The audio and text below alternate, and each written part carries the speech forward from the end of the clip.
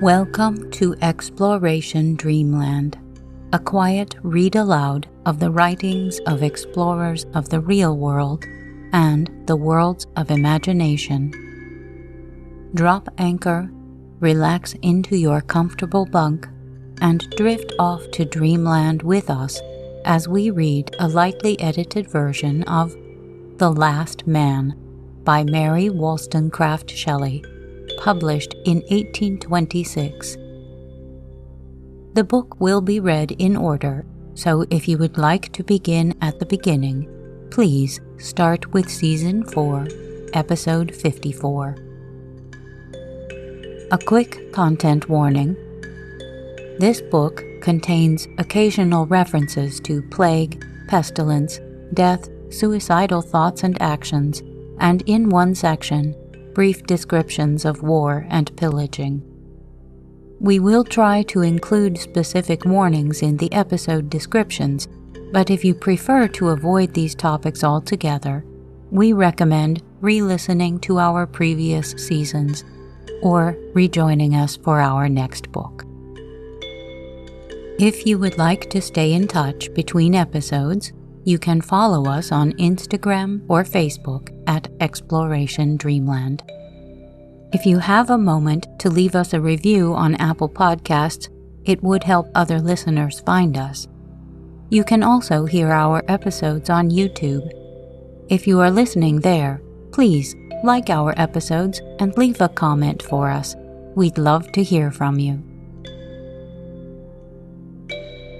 Now, take a deep breath in, and as you exhale, relax any tension in your muscles. Close your eyes, snuggle into your sleeping space, and listen to tonight's tale.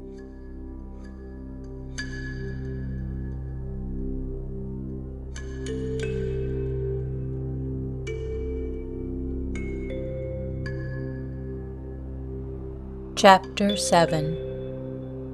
These events occupied so much time that June had numbered more than half its days before we again commenced our long protracted journey. The day after my return to Versailles, 6 men, from among those I had left at Villeneuve-la-Garde, arrived with intelligence that the rest of the troop had already proceeded towards Switzerland. We went forward in the same track. It is strange, after an interval of time, to look back on a period which, though short in itself, appeared, when in actual progress, to be drawn out interminably. By the end of July, we entered Dijon. By the end of July, those hours, days, and weeks had mingled with the ocean of forgotten time, which in their passage teemed with fatal events and agonizing sorrow. By the end of July, little more than a month had gone by, if man's life were measured by the rising and setting of the sun. But alas, in that interval, ardent youth had become gray-haired. Furrows deep and unerasable were trenched in the blooming cheek of the young mother. The elastic limbs of early manhood, paralyzed as by the burden of years, assumed the decrepitude of age. Nights passed, during whose fatal darkness the sun grew old before it rose, and burning days, to cool whose baleful heat the balmy eve, lingering far in eastern climes, came lagging and ineffectual. Days in which the dial, radiant in its noonday station, moved not its shadow the space of a little hour, until a whole life of sorrow had brought the sufferer to an untimely grave. We departed from Versailles 1,500 souls. We set out on the 18th of June. We made a long procession, in which was contained every dear relationship or tie of love that existed in human society. Fathers and husbands, with guardian care, gathered their dear relatives around them. Wives and mothers looked for support to the manly form beside them, and then with tender anxiety bent their eyes on the infant troop around. They were sad, but not hopeless. Each thought that someone would be saved, each with that pertinacious optimism which to the last characterized our human nature, trusted that their beloved family would be the one preserved. We passed through France and found it empty of inhabitants. Some 1 or 2 natives survived in the larger towns, which they roamed through like ghosts. We received, therefore, small increase to our numbers, and such decrease through death that at last it became easier to count the scanty list of survivors.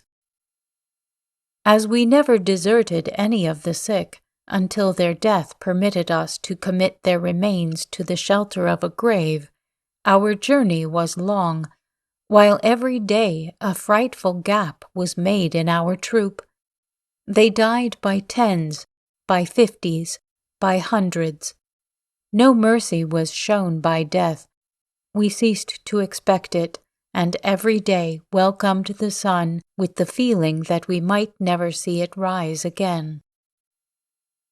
The nervous terrors and fearful visions which had scared us during the spring continued to visit our coward troop during this sad journey.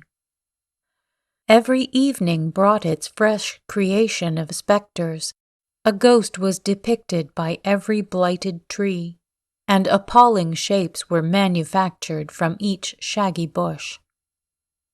By degrees, these common marvels palled on us, and then other wonders were called into being. Once it was confidently asserted that the sun rose an hour later than its seasonable time. Again it was discovered that he grew paler and paler, that shadows took an uncommon appearance. It was impossible to have imagined, during the usual calm routine of life men had before experienced, the terrible effects produced by these extravagant delusions. In truth, of such little worth are our senses, when unsupported by concurring testimony, that it was with the utmost difficulty I kept myself free from the belief in supernatural events, to which the major part of our people readily gave credit. Being one sane amidst a crowd of the mad, I hardly dared assert to my own mind that the vast luminary had undergone no change, that the shadows of night were unthickened by innumerable shapes of awe and terror, or that the wind, as it sung in the trees or whistled round an empty building, was not pregnant with sounds of wailing and despair.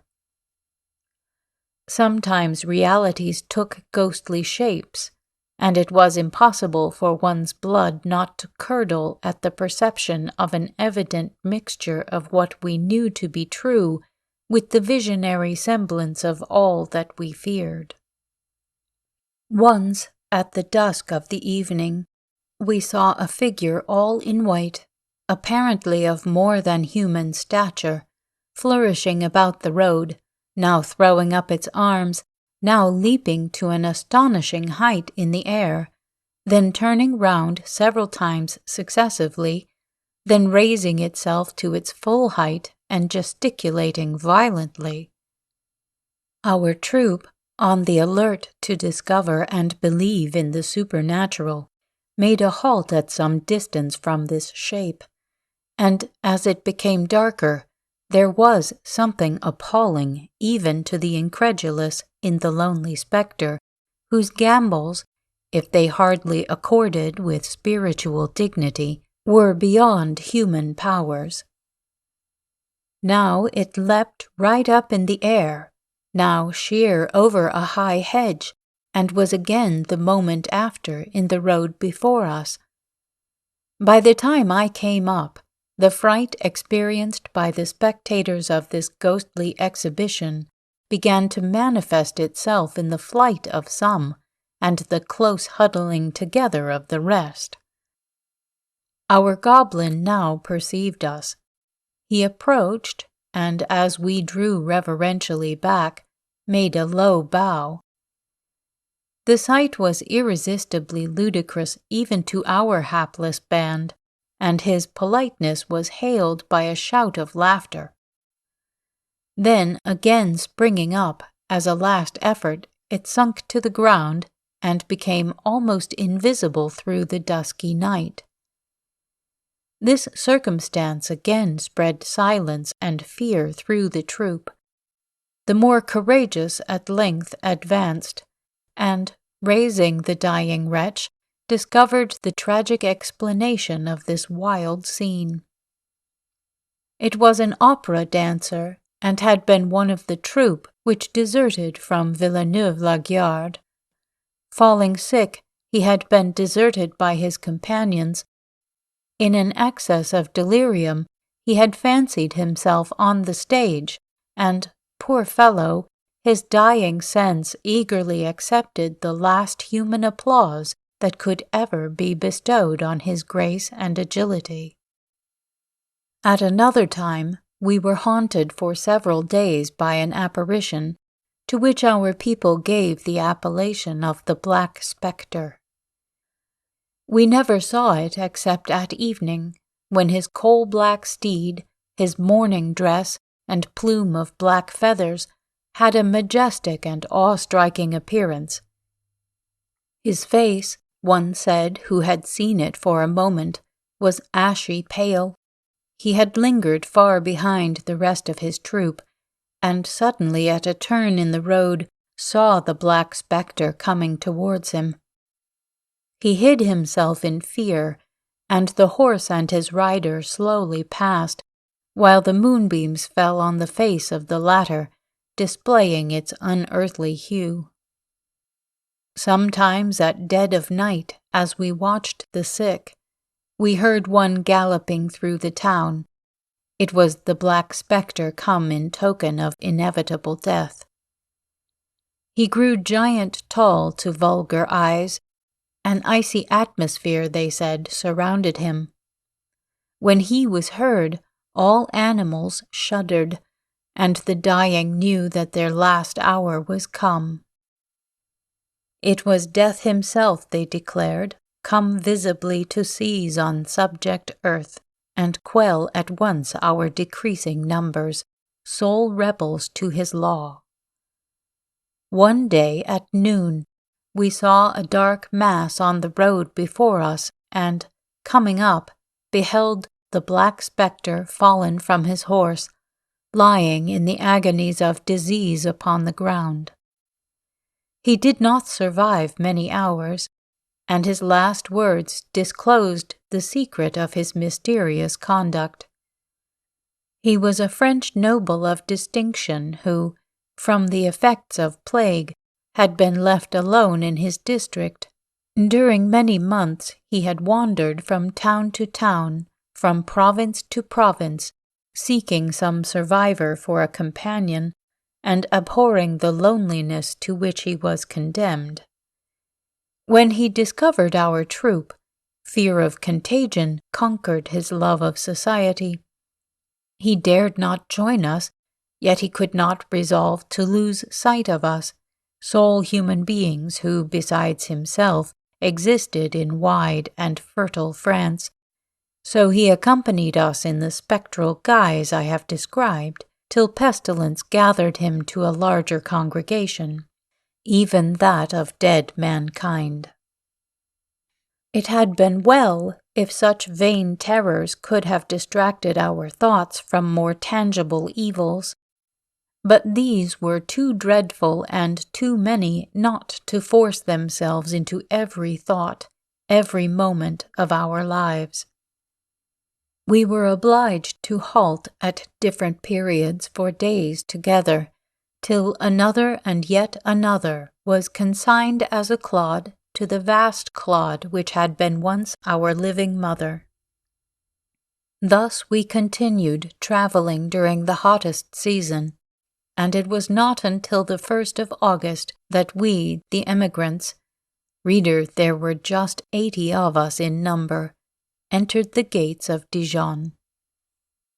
We had expected this moment with eagerness, for now we had accomplished the worst part of our drear journey, and Switzerland was near at hand. Yet how could we congratulate ourselves on any event thus imperfectly fulfilled?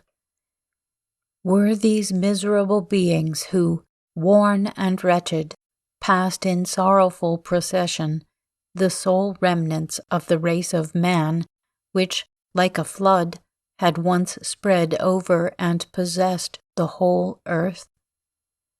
It had come down clear and unimpeded from its primal mountain source in Ararat, and grew from a puny streamlet to a vast perennial river, generation after generation flowing on ceaselessly. The same, but diversified, it grew and swept onwards towards the absorbing ocean, whose dim shores we now reached. It had been the mere plaything of nature when first it crept out of uncreative void into light. But thought brought forth power and knowledge, and clad with these, the race of man assumed dignity and authority. It was then no longer the mere gardener of earth or the shepherd of her flocks. Quote, "It carried with it an imposing and majestic aspect. It had a pedigree and illustrious ancestors. It had its gallery of portraits, its monumental inscriptions, its records and titles." End quote from Burke's Reflections on the French Revolution. This was all over, now that the ocean of death had sucked in the slackening tide, and its source was dried up. We first had bidden adieu to the state of things which, having existed many thousand years, seemed eternal, such a state of government, obedience, traffic, and domestic intercourse as had molded our hearts and capacities, as far back as memory could reach. Then to patriotic zeal, to the arts, to reputation, to enduring fame, to the name of country, we had bidden farewell. We saw depart all hope of retrieving our ancient state, all expectation except the feeble one of saving our individual lives from the wreck of the past. To preserve these, we had quitted England. England no more, for without her children, what name could that barren island claim? With tenacious grasp we clung to such rule and order as could best save us, trusting that, if a little colony could be preserved, that would suffice at some remoter period to restore the lost community of mankind. But the game is up. We must all die, nor leave survivor nor heir to the wide inheritance of earth. We must all die. The species of man must perish, his frame of exquisite workmanship, the wondrous mechanism of his senses, the noble proportion of his godlike limbs, his mind, the throned king of these, must perish. Will the earth still keep her place among the planets? Will she still journey with unmarked regularity round the sun? Will the seasons change, the trees adorn themselves with leaves, and flowers shed their fragrance in solitude? Will the mountains remain unmoved, and streams still keep a downward course towards the vast abyss? Will the tides rise and fall, and the winds fan universal nature? Will beasts pasture, birds fly, and fishes swim, when man has passed away as though he had never been? Oh, what mockery is this!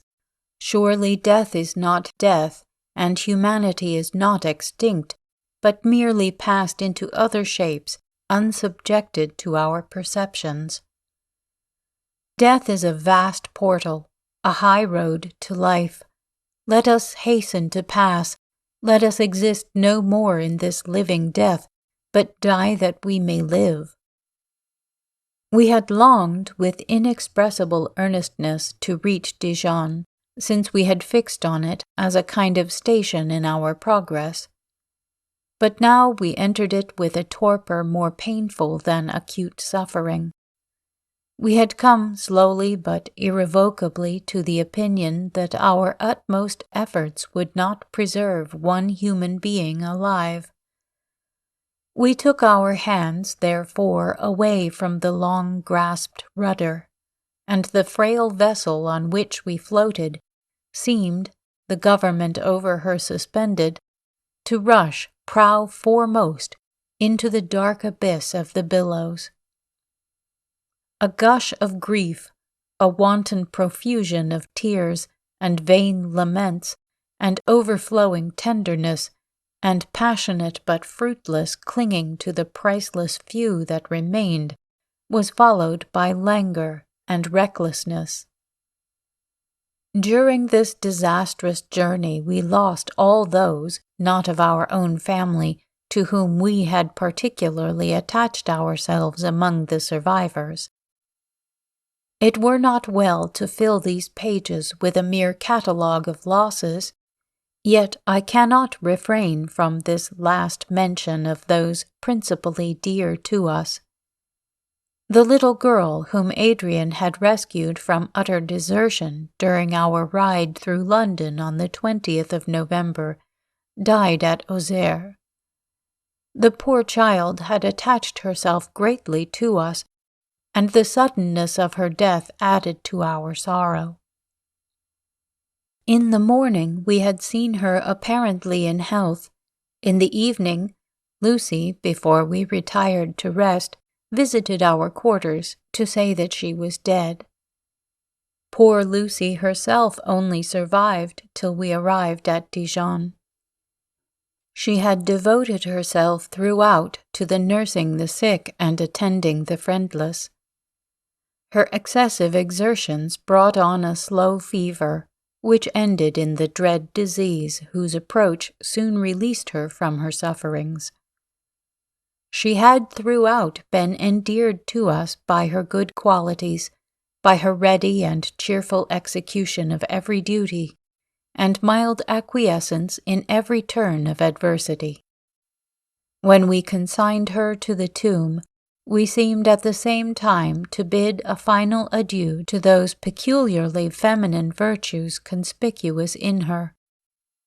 Uneducated and unpretending as she was distinguished for patience, forbearance, and sweetness. These, with all their train of qualities, would never again be revived for us. This type of all that was most worthy of admiration in her class among my countrywomen was placed under the sod of desert France, and it was as a second separation from our country to have lost sight of her forever. The Countess of Windsor died during our abode at Dijon. One morning I was informed that she wished to see me. Her message made me remember that several days had elapsed since I had last seen her. Such a circumstance had often occurred during our journey, when I remained behind to watch to their close the last moments of some one of our hapless comrades, and the rest of the troop passed on before me. But there was something in the manner of her messenger that made me suspect that all was not right. A caprice of the imagination caused me to conjecture that some ill had occurred to Clara or Evelyn, rather than to this aged lady. Our fears, forever on the stretch, demanded a nourishment of horror, and it seemed too natural an occurrence, too like past times for the old to die before the young.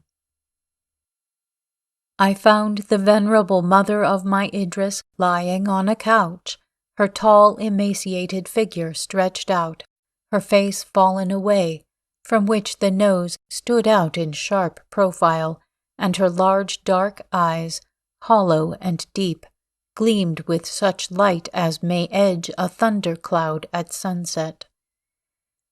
All was shriveled and dried up except these lights.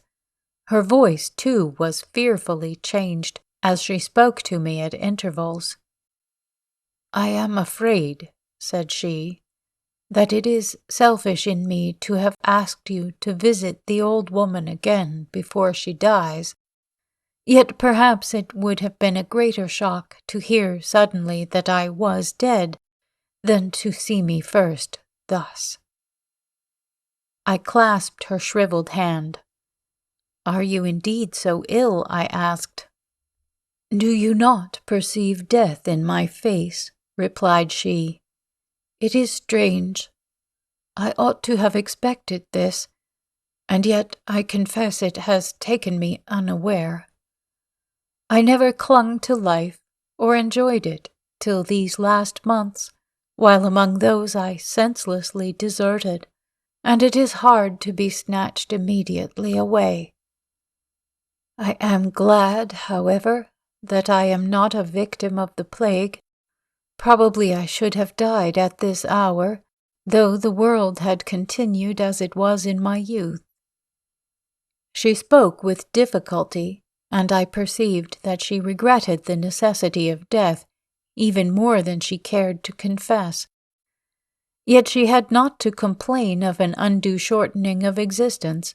Her faded person showed that life had naturally spent itself. We had been alone at first. Now Clara entered. The Countess turned to her with a smile and took the hand of this lovely child. Her roseate palm and snowy fingers contrasted with relaxed fibers and yellow hue of those of her aged friend. She bent to kiss her, touching her withered mouth with the warm, full lips of youth.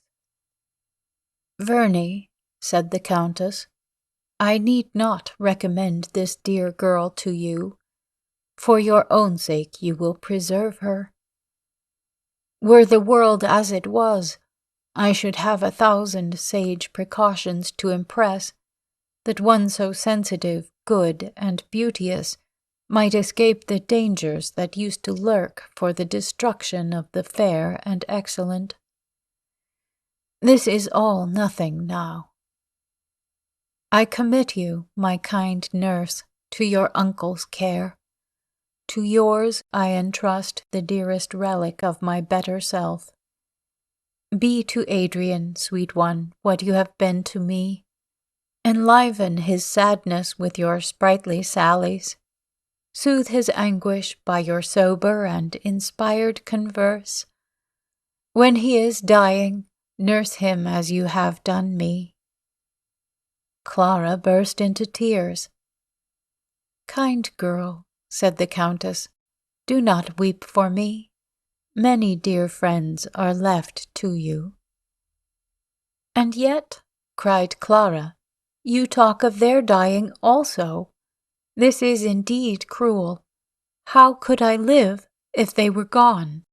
If it were possible for my beloved protector to die before me, I could not nurse him. I could only die too." The venerable lady survived this scene only 24 hours. She was the last tie binding us to the ancient state of things. It was impossible to look on her and not call to mind in their wonted guise events and persons as alien to our present situation as the disputes of Themistocles and Aristides, or the wars of the 2 roses in our native land. The crown of England had pressed her brow.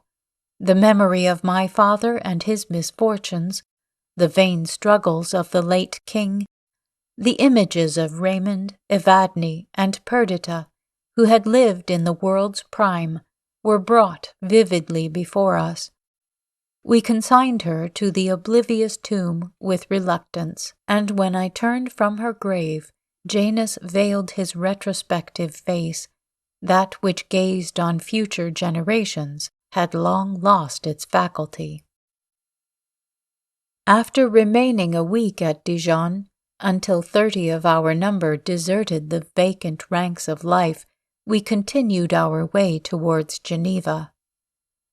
At noon on the second day, we arrived at the foot of Jura. We halted here during the heat of the day. Here 50 human beings, 50, the only human beings that survived of the food-teeming earth, assembled to read in the looks of each other ghastly plague or wasting sorrow, desperation or worse, carelessness of future or present evil. Here we assembled at the foot of this mighty wall of mountain, under a spreading walnut tree. A brawling stream refreshed the green sward by its sprinkling, and the busy grasshopper chirped among the thyme. We clustered together a group of wretched sufferers.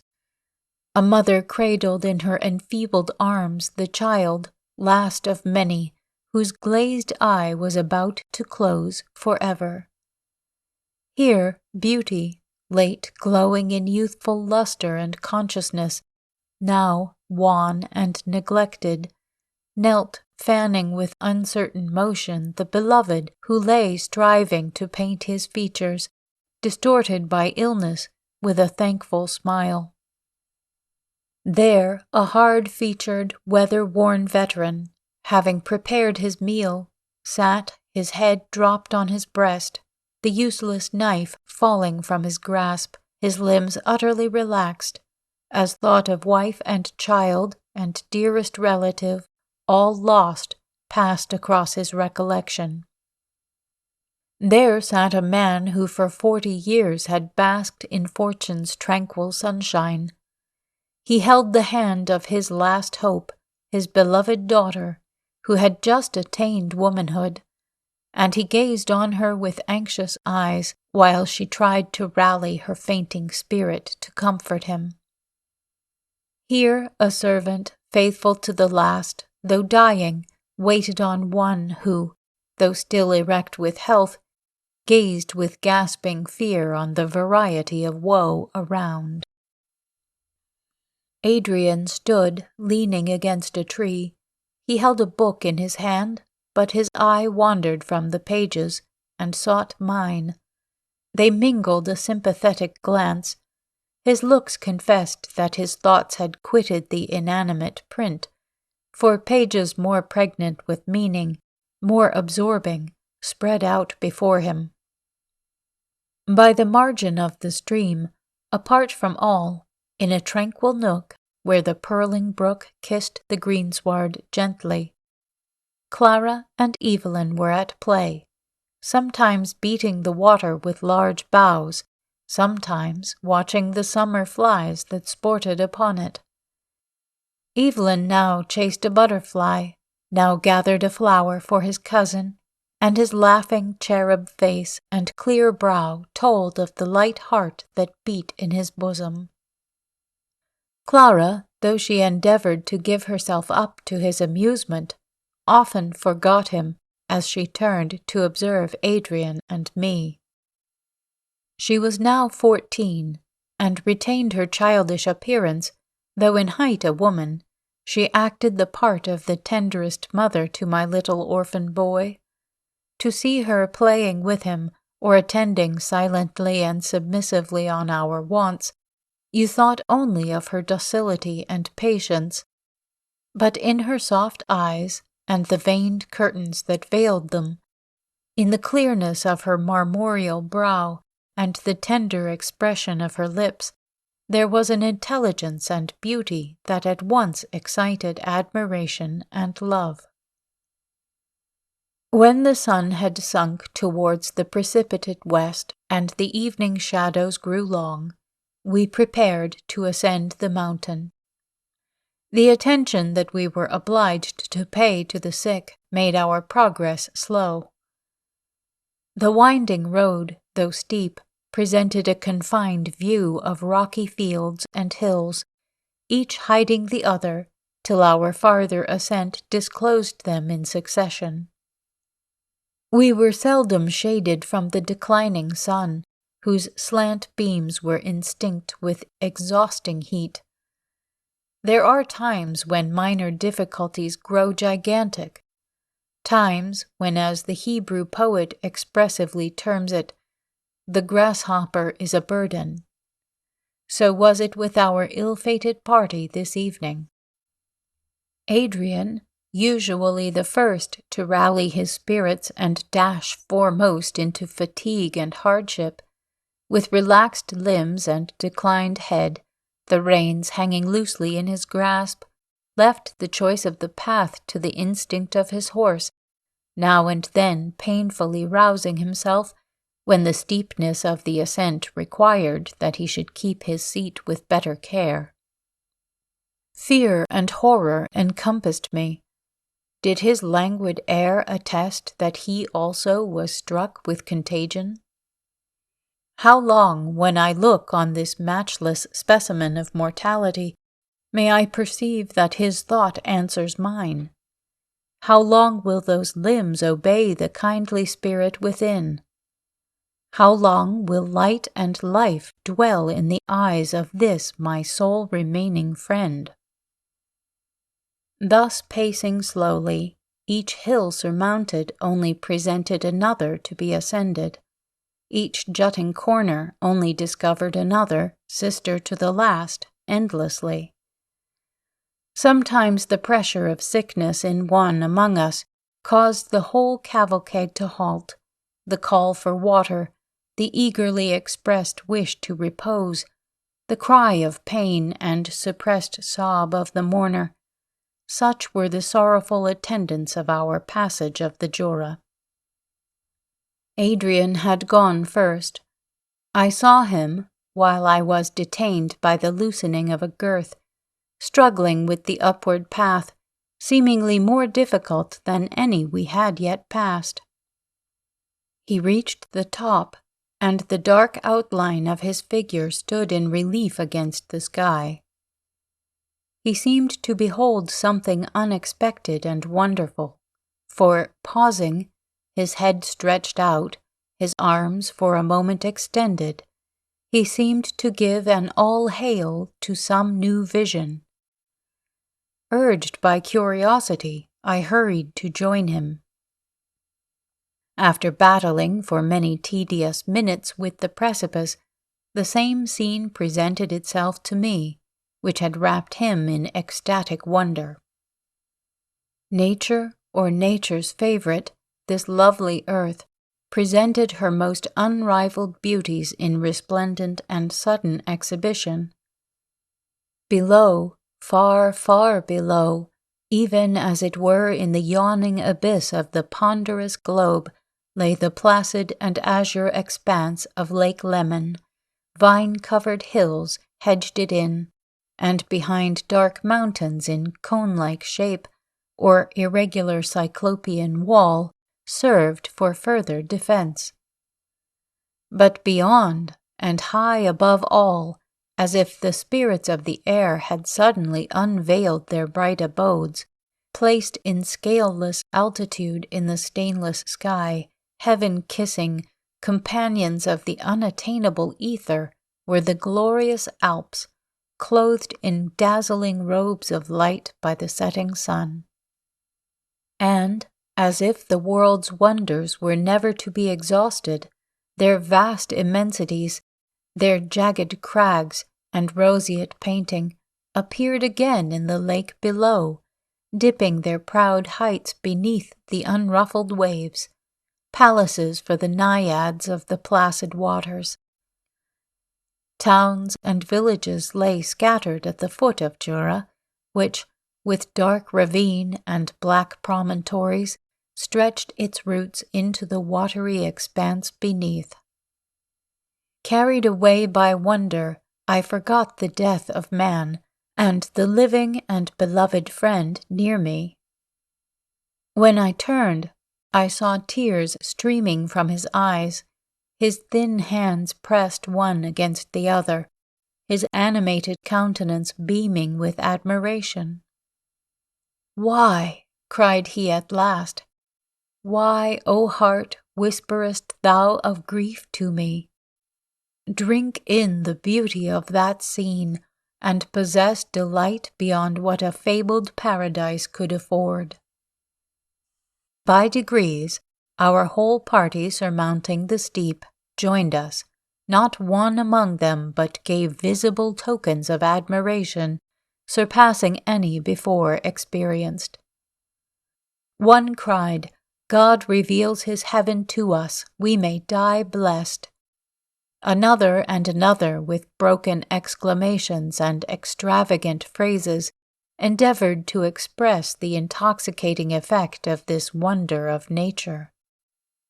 So we remained a while, lightened of the pressing burden of fate, forgetful of death, into whose night we were about to plunge, no longer reflecting that our eyes now and forever were and would be the only ones which might perceive the divine magnificence of this terrestrial exhibition. An enthusiastic transport, akin to happiness, burst like a sudden ray from the sun on our darkened life. Precious attribute of woe-worn humanity that can snatch ecstatic emotion even from under the very share and harrow that ruthlessly ploughs up and lays waste every hope. This evening was marked by another event. Passing through Fernie in our way to Geneva, unaccustomed sounds of music arose from the rural church which stood embosomed in trees, surrounded by smokeless vacant cottages. The peal of an organ with rich swell awoke the mute air, lingering along and mingling with the intense beauty that clothed the rocks and woods and waves around. Music, the language of the immortals, disclosed to us as testimony of their existence, music, quote, "silver key of the fountain of tears," end quote, child of love, soother of grief, inspirer of heroism and radiant thoughts, O music, in this our desolation we had forgotten thee.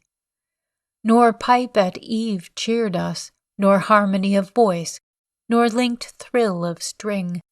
Thou camest upon us now like the revealing of other forms of being, and transported as we had been by the loveliness of nature, fancying that we beheld the abode of spirits, now we might well imagine that we heard their melodious communings. We paused in such awe as would seize on a pale votarist visiting some holy shrine at midnight, if she beheld animated and smiling the image which she worshipped. We all stood mute, many knelt.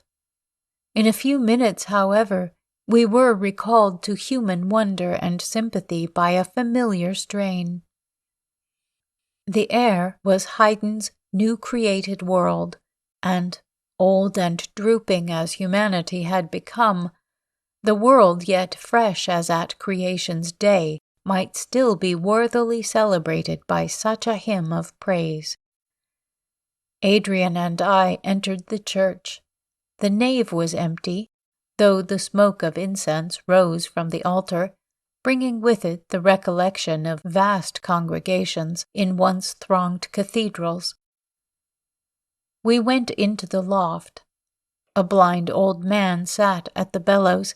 His whole soul was ear, and as he sat in the attitude of attentive listening, a bright glow of pleasure was diffused over his countenance, for, though his lackluster eye could not reflect the beam, yet his parted lips and every line of his face and venerable brow spoke delight.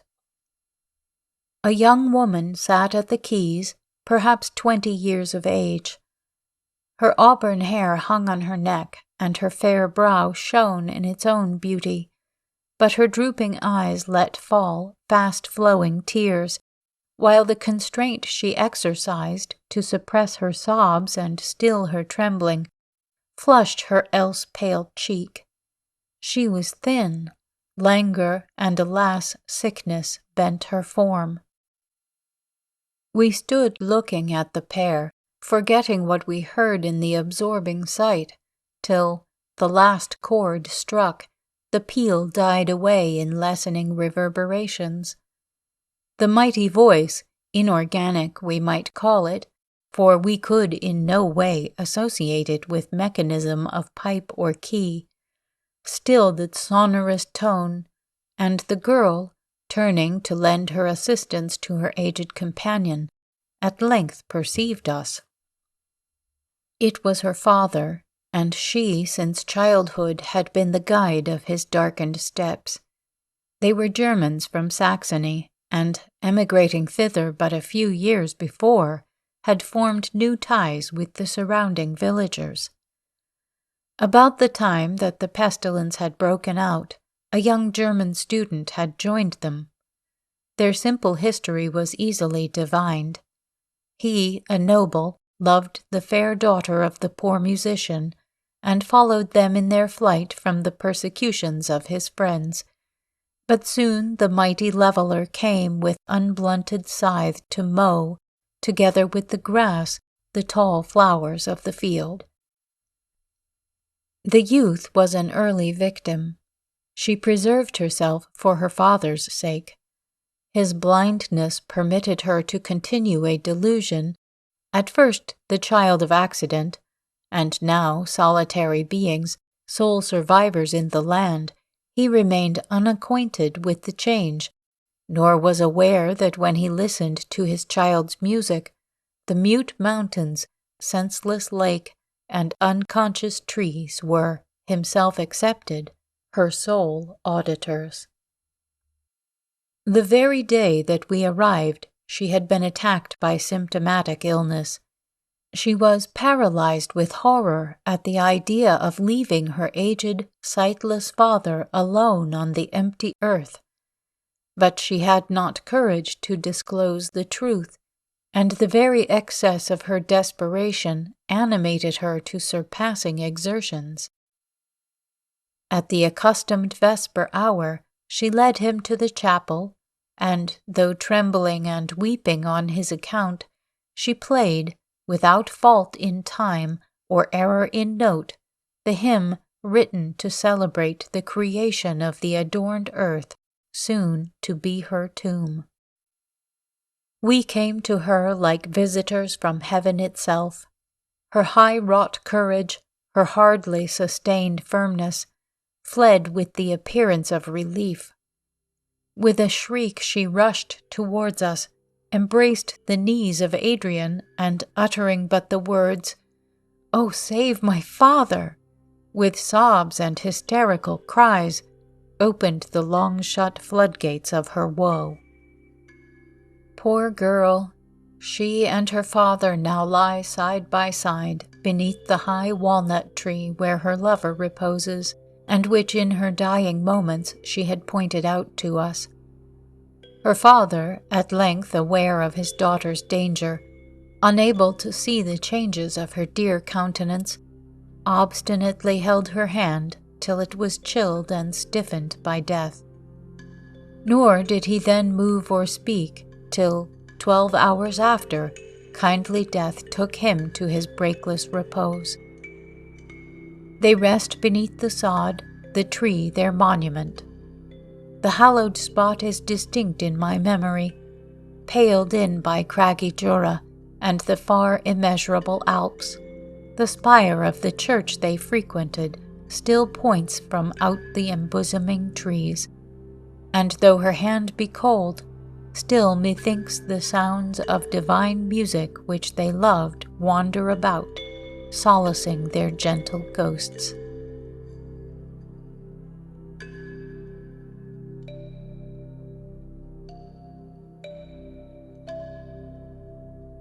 Stay tuned for the next segment from The Last Man by Mary Wollstonecraft Shelley.